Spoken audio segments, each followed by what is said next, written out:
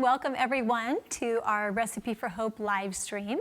Today we're celebrating the Issaquah Food and Clothing Bank's 50th anniversary. I'm Bonnie DeCaro Monahan, the Development Director for the Issaquah Food and Clothing Bank, and I am honored to be spending the next 30 minutes with you. We'll be taking a little walk down memory lane where we'll learn about the legacy that started back in 1971. And hearing more about the impacts of these efforts and working together to raise $250,000 to continue meeting the need in our region. Ever since the beginning, it has always been about community compassion, and we want to thank you for being part of that community. To get us started, I want to introduce Issaquah Food and Clothing Bank's Executive Director, Corey Walters. Welcome, Corey. Thank you, Bonnie. I am so excited to be able to share this story with you today, and it's such an honor to take some time to recognize the millions of hands that have helped the thousands of people over the past 50 years through the Issaquah Food and Clothing Bank. I would love to be able to thank all of you and say your names here today, but there's so many, there's no way we could do that. But you know who you are, and we just want to know that we appreciate each and every one of you. Thank you for joining us today, and we appreciate you for tuning in and watching. Yes, and Corey, I want to take just a minute to recognize you for your significant contribution to the Issaquah Food and Clothing Bank. Corey just celebrated her 10-year anniversary this past January, so here's just a little something, Bonnie, from everyone. Thank you. These are so beautiful. Put them here so everyone can see. Yes, them. absolutely. Thank you. Yeah, it's been such an honor to be a part of this organization. I've seen so many changes in the past 10 years, and you know, I like to think back when I very first started at the food bank and what a warm and gracious welcoming I got from our community. And, you know, I just feel every day is just such a joy to work with the Issaquah and Sammamish and Renton communities. Yeah, I totally agree with you. It is, for sure. I want to give a shout out to Glendale Golf and Country Club for hosting us today. You would not normally see us in such posh digs, but with the help of our partners at Critsonis and Lindor, Glendale Golf and Country Club stepped in when we couldn't find a viable venue. So thank all of you for helping with that. We're thrilled to be starting this event, our lunch event, at $94,000, a little over $94,000 of our $250,000 fundraising goal already met. And we're going to be watching our efforts in real time using this fundraising thermometer throughout the event so we can see our progress. And I just want to say thank you so much to everyone who has already given and helped us get this far. We're super excited. Also, I have exciting news if you haven't heard yet. We have a $50,000 match that has been donated by one generous couple.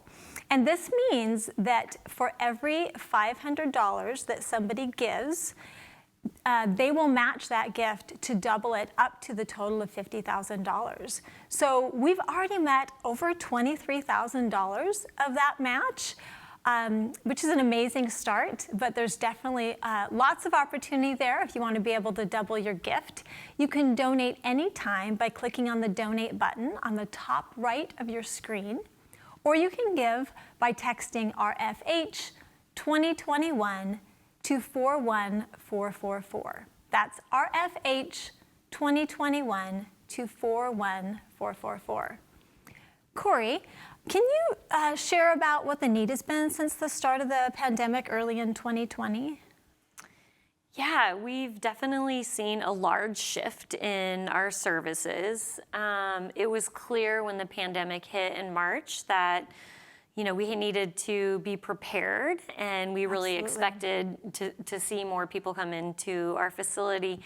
You know, we're always striving to support more individuals in our community, but we saw a huge uptick in 2020 and 2021.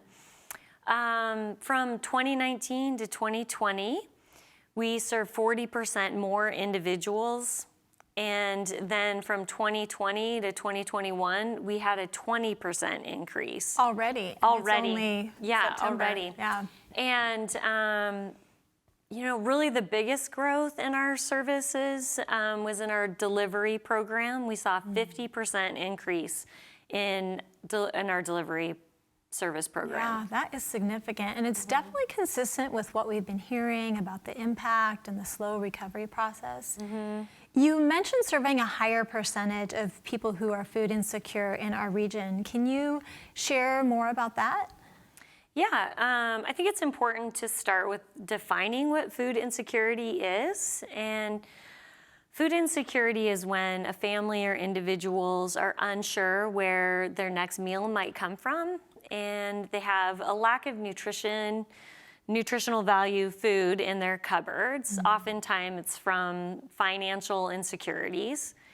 And our food bank serves 110 square mile service area, and we serve 16 zip codes with our case management program, our clothing bank, and our hygiene supply program.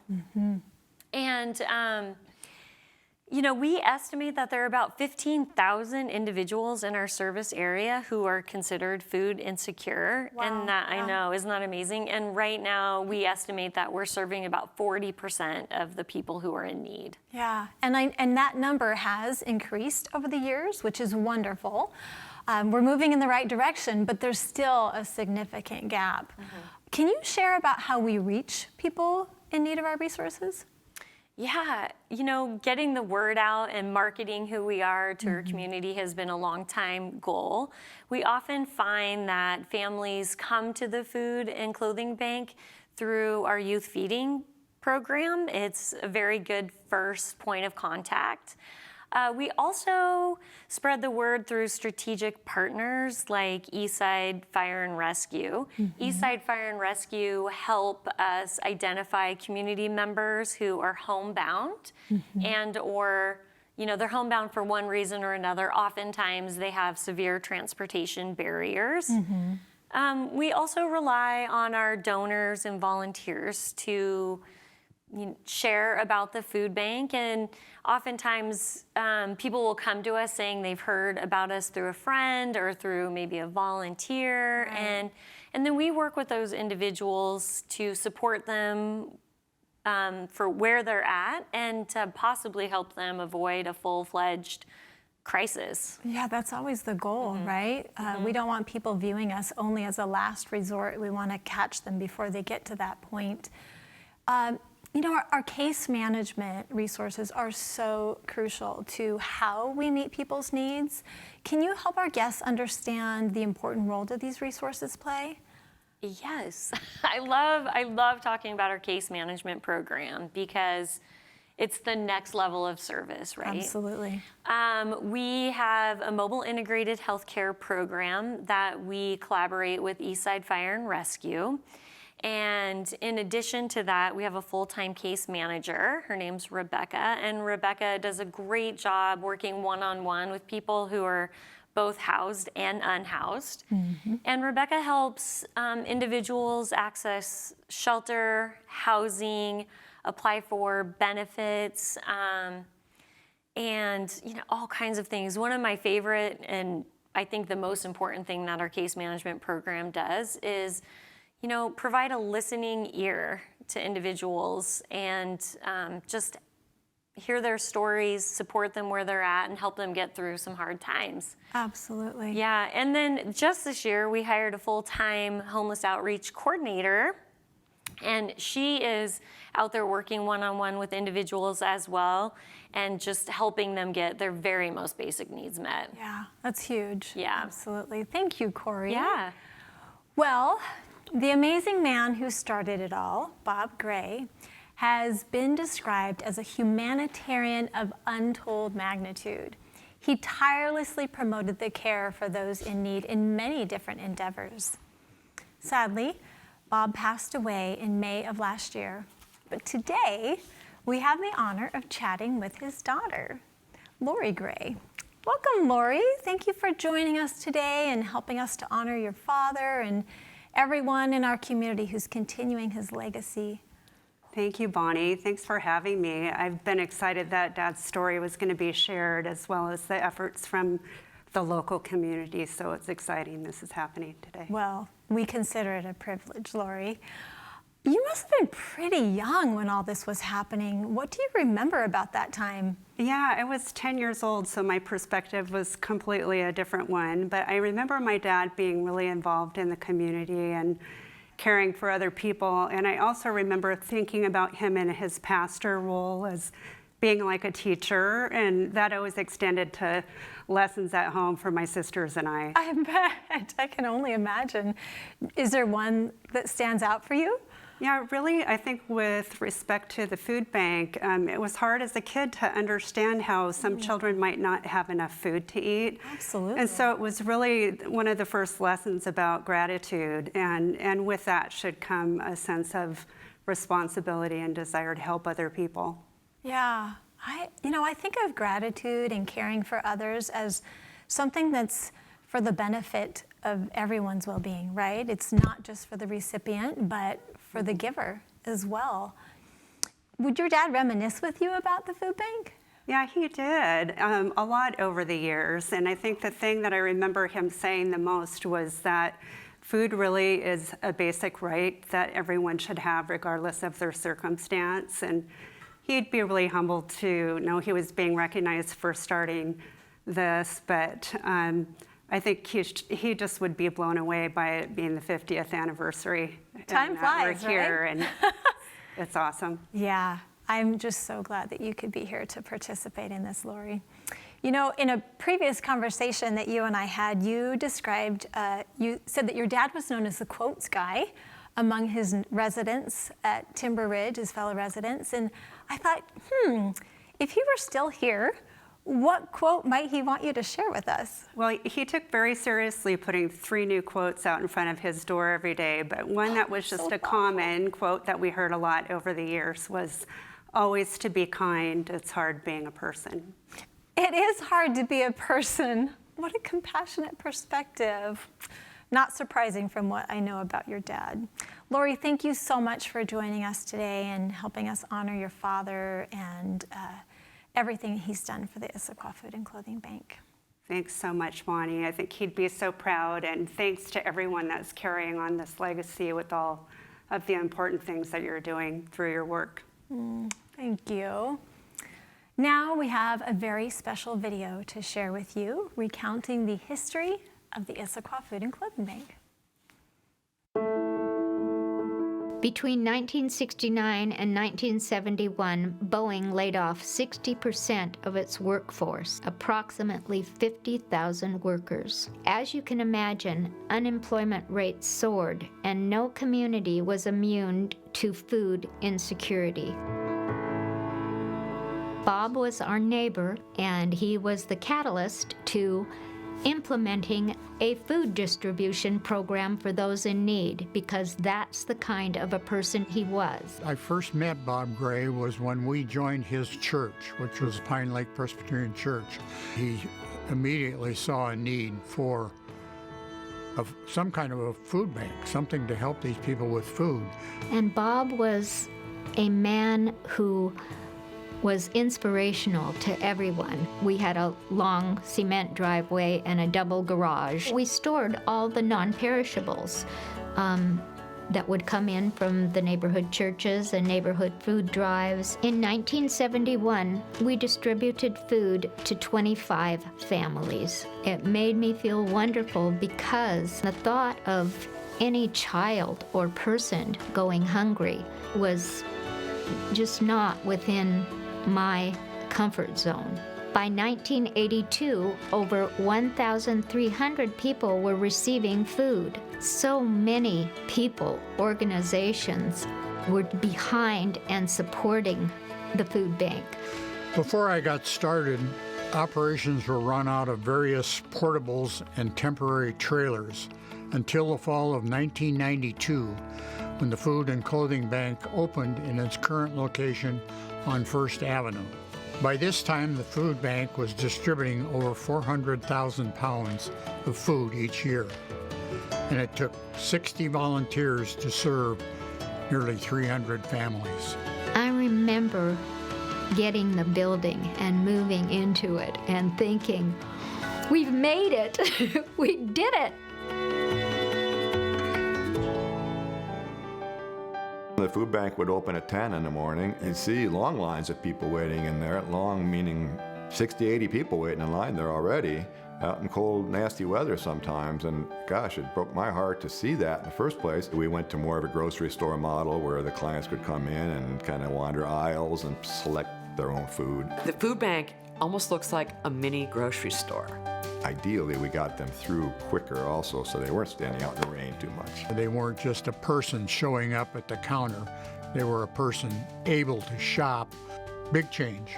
I've seen tremendous growth in the amount of people we serve. This year, nearly 6,000 people will receive vital help through the Issaquah Food and Clothing Bank because of the compassion of our community. One of the things that I'm most proud of is that the Issaquah Food and Clothing Bank this year will distribute over 1 million pounds of food to our community.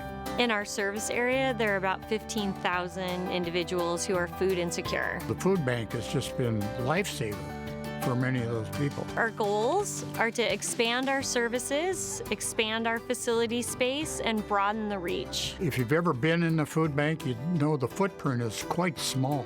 We're busting at the seams to help the population that we've defined. So they just absolutely need more space. We're all just a thin line from being a struggling individual and a struggling family. Things happen in life. Sometimes you don't have any control over it. And we see people on the side of the road asking for handouts, and that's only a small fraction of the people who actually are struggling out there right now. I think the work that I did on the food bank made me feel more empathy and also opened my eyes to, hey, this is in my backyard, which I'd never really realized before. The whole thing about the food bank for me is that it's community helping their community. I feel very proud. I like to brag about my involvement in the food bank, but more so in the food bank itself. My being a part of this organization, I just consider it as doing what I've been taught to do for others. We're really proud of the 50 years of community compassion that has made the work at the Issaquah Food and Clothing Bank possible. And we look forward to another 50 years and beyond, helping families in need in our community. It was my conviction from the beginning that if people say they need food, they need food, and shouldn't have to beg for it. It should be a right. And thanks to all of you for doing this.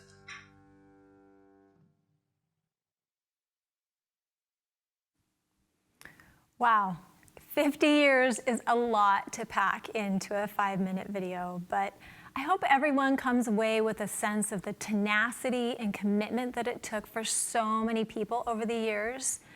The struggles were many, but here we are, thriving and making a huge impact thanks to you. Speaking of impact, let's take a look at our fundraising thermometer and see how we're doing. Wow, it looks like we have raised $98,000. Thank you so much to Sue and Dave and Kim. We are getting closer and closer to our goal. Don't forget about that $50,000 match on any donation of $500 or more. Such a great way to double your impact. Please donate anytime by clicking on the donate button on the top right of your screen. Don't worry, you won't go anywhere. You won't miss anything while you're donating. To give on your mobile device, just text RFH 2021 to 41444. That's RFH 2021 to 41444. Welcome back, Corey. Thank you. You know, as I was watching the video, I was thinking, while Diane and Wally and the Pankinens are no longer volunteering physically at the food bank, they're all still very involved to this day. Diane helps with food drives at Our Savior Lutheran Church, one of the churches that was involved from the early days. Wally is an amazing advocate with his community at Timber Ridge. And the Pankinins, and all of them, are really strong financial donors. So we have a lot of people like that, right? People who have been involved in some way or another for 10 and 20 years. What do you attribute that to? Yeah, that's a good question, Bonnie. I attribute it to the fact that the Issaquah Food and Clothing Bank is so mission driven. And we really attract people to our organization who, want to give from their hearts to other people, people who are in need. And I really believe that when we give from our hearts, it's a commitment that sticks. Yeah. And, our donors and volunteers are able to, see people's faces and have conversations and learn clients' names and just gain a better understanding of what's actually happening out there. And I think Kathy Pankinen said it perfectly when she said, the need is in our backyard. We just need to open our eyes to it. Absolutely. And in this affluent area, there can be a misconception about the need, right? Right. So that's important. Can you share about what types of things people are going through when they come to us for help and how you've seen that shift over the years? Yeah, I've seen a big shift in the last few years in particular with the high cost of living in our community. Absolutely. More and more people are just on the edge. And a lot of people are having to make really tough choices between paying for rent, paying for gas, paying for food. And, Jim mentioned in the video and kind of got that conversation started for us regarding, why are people having to come to the food bank? Oftentimes people have a job loss or a decrease in their salary or a medical emergency or some sort of traumatic event that's happening in their families. Sure. It's really common at the food bank for us to have people come in who are either personally ill and or they have somebody in their household who is ill. And the compound, medical bills that pile up over time make it really difficult for people to get ahead. Absolutely. Yeah. We do hear that often. I know just in the time that I've been with the food bank, a lot of the clients that I've had the opportunity to get to know, their situation does, a lot of them stem around family illness, and it's just heartbreaking. Robin Abel has been utilizing our resources for several years, and recently she shared her story with us. Let's take a look at that now. You can never predict what can happen, and in just a split second or moment, everything can be gone. My daughter Maria, she was very bright, very beautiful, a brilliant student. She had earned her way to the UW through grants because of her grades. She was driving home from work. Someone lost a large piece of furniture ahead of her, and it went through her windshield, and it almost completely decapitated her. She lived, but the medical bills were astronomical, over $1 million. When you're juggling to put food on the table, it's frightening. I mean, I was pretty desperate. A friend of mine said to me, you really need to go down to Issaquah Food Bank. They're so helpful. They're not going to judge who you are. There are so many like me who need help. Without you guys, I literally wouldn't make it. I would not survive.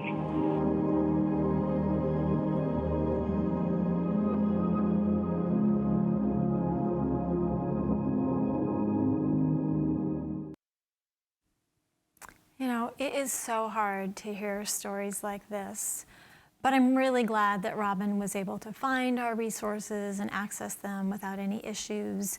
And I love that she's continued in her quest to keep others from experiencing the same fate that Maria did. Yeah, I love when Robin shares her story. It is super touching, and it's often a reminder to me that Robin's story is just one story of the thousands of stories that we hear on a regular basis at the Issaquah Food and Clothing Bank. And, it's a good reminder also that it's our work is so important. It's so important that we strive to serve more people and that we continue to increase the amount of resources we can help people with. Exactly, yes. And this is where you come in. Thank you so much to everyone who has donated to help us reach our goal and continue serving everyone who comes to us with a need. Check it out. We are so close to $100,000. And I see that many of you are giving at or above that $500 match amount, which will automatically be matched to double your impact. It's not too late. If you haven't given yet, you can still give. And if you gave earlier and want to just increase your amount to make that $500 match amount, you can do that as well. We know that you gave earlier. But that'll be a great way to double your gift. You can give now by clicking on the donate button at the top right of your screen, or if you'd like to give on your mobile device, just text RFH 2021 to 41444. That's RFH 2021 to 41444. Corey, can you give our guests an idea of what $1,000 can do at the Issaquah Food and Clothing Bank? Yes. It's really so amazing how far your financial donations to the Issaquah Food and Clothing Bank can go. A gift of $1,000 can provide a family of 4 with groceries for 9 months. And that's because with our buying power and all of the amazing in-kind contributions and the volunteer hours that come into our organization, we're able to make your financial donations have a huge impact. Yeah, definitely leverage everybody's financial donations. Yeah. That is so amazing, isn't it? So with our $50,000 match on donations of $500 or more, you can easily help feed a family of 4 for 9 months. That just is so hard for me to even fathom, but it's so true. And if you give more, you can help more than one family. So thank you so much to everybody who has helped get us to this point. Thank you for our donors who provided this amazing matching opportunity so that you can stretch your gift. We also want to thank our event sponsors for helping your donations go straight toward helping support resources for those in need. Please join us in thanking Christian Manley Orthodontics, Sammamish Presbyterian Church, Puget Sound Energy, and Kritsonis and Lindor of Windermere Real Estate. These are all gracious partners who help us in multiple ways throughout the year, demonstrating their commitment to a healthier community. So we love our event sponsors and all of our community partners. Yes, and thank you for joining us here today. None of this would be possible without all of you. We are so just thrilled and happy to be a part of such a compassionate community. Yeah, it really is a privilege, isn't it? It is a privilege. I feel very fortunate. So we will keep this fundraiser open for 1 more week. There's still time to donate and help us reach our goal. If you'd prefer to mail a check, absolutely. You can just send that to 179 First Avenue Southeast, Issaquah, Washington 98027. That address can also be found by clicking on Contact Us at the bottom of this event page or by going to our website at issaquahfoodbank.org. Please do encourage your family and friends to join you in support of those in our own backyard who are struggling to put food on the table. You can share this page by clicking on any of the share icons on the top right of your screen. And this event is being recorded and will be available as of this afternoon, actually. So feel free to keep sharing it and people can see what you saw. So thank you to Corey and Lori and everyone who helped us share our 50th anniversary story. And thank you for taking the time to join us and for all you do to partner with us in our mission. Enjoy the rest of your day.